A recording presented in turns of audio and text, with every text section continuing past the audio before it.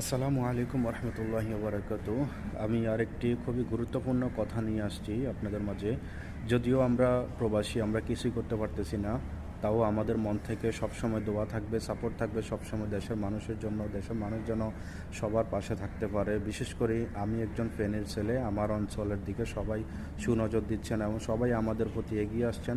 আল্লাহ যেন সবাইকে হেফাজত করেন। সবার জন্য আমরা সবসময় নামাজ পড়ে দোয়া করি, আল্লাহ তাআলা সবাইকে হেফাজত করুক।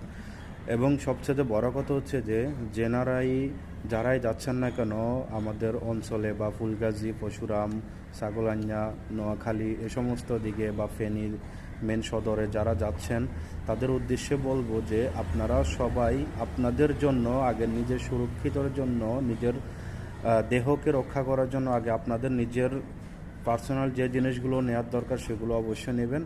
তারপরে আপনারা অবশ্যই ওই মাঠে নামবেন। আপনাদের